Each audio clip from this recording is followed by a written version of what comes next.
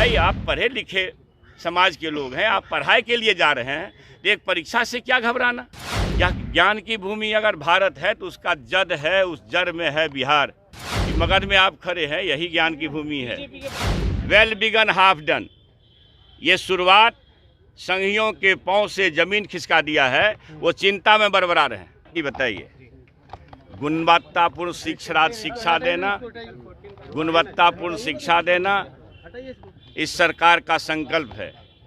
माननीय बिहार के शिल्पकार मुख्यमंत्री नीतीश बाबू, उप मुख्यमंत्री तेजस्वी प्रसाद यादव जी का ये संकल्प है कि ज्ञान की भूमि बिहार के विरासत को वापस करना है। तो गुणवत्तापूर्ण शिक्षा देने के लिए हम अपने बच्चों के लिए, अपने राज्य और देश के तरक्की के लिए एक बेहतरीन शिक्षा कैसे दे सकें, इसके लिए यह सूत्र आया है, यह नियमावली आया है।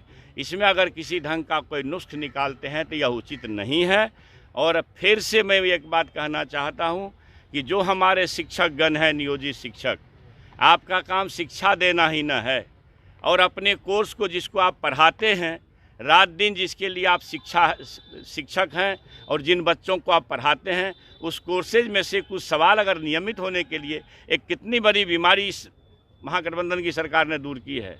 आप नियोजित थे, आप राजकर्मी के दर्जा में जाएंगे, आपको सारी सुविधाएं मिलेगी और अच्छा वेतनमान होगा। तो इस परिस्थिति में और कोई यह कह दे, आज किसी नेता का बयान सुन रहे थे कि एक IAS IPS होता है फिर से परीक्षा दे के पास कर सकता है क्या। IAS IPS का काम पढ़ाना नहीं है, शिक्षकों का काम पढ़ाना है। जिस कोर्स को आप पढ़ाते हैं उसी कोर्स में से अगर कुछ सवाल आपके सामने रखे जाएंगे नियमित होने के लिए, इसके लिए चिंता नहीं करनी चाहिए, इसके लिए घबराना भी नहीं चाहिए। बिहार वासियों को 10 लाख बच्चों को, बेरोजगारों को नौकरी देनी है, उसका ये आयाम है कि लगभग 2.5 लाख से ऊपर ये नियुक्ति 4-5 महीने के अंदर आपके सामने नजर आएगी। पहले के पूर्व का आप देख लीजिए, आपको लगेगा कि हम बिहार वासियों के बच्चों के लिए, बिहार वासियों के लिए, बिहार के बेरोजगारों के लिए सरकार कितनी चिंतित है। और उसी चिंता को ख्याल में रख करके, फिर माता पिता का ध्यान रख करके, यह ज्ञान की भूमि अगर भारत है तो उसका जड़ है, उस जड़ में है बिहार। मगध में आप खड़े हैं, यही ज्ञान की भूमि है। पूछ रहे थे फिर आप कहाँ चले गए। अब ये क्या, आप मेरी बात समझिए। जो हमारे मोदी जी हैं नेता बीजेपी के, उन्होंने कहा था शासनकाल में, जब उनका शासन चल रहा था NDA का, कि भगवान भी वेतनमान नहीं दे सकता है। आप उस बयान को निकाल के कोट करिए।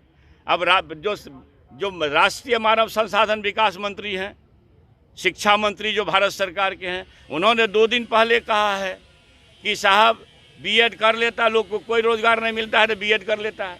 भैया एक अच्छा खासा परीक्षा, आप प्रोफेसर होते हो, कितनी मेहनत से लोग नेट की तैयारी करता है, फिर PhD करता है। नेट की तैयारी में कम मेहनत करनी होती है क्या? फिर वही बच्चा PhD करता है। आप नेट होते हैं, PhD होते हैं तो आपको प्रोफेसर होने की दक्षता प्राप्त होती है। आप शिक्षक होने के लिए दक्ष हुए, आपने ट्रेनिंग किया, आपने क्या कहते हैं CTET STET पास किया, अच्छी बात है।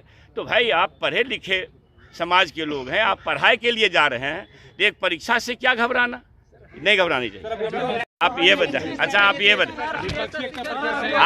आप ये बताइए, अभी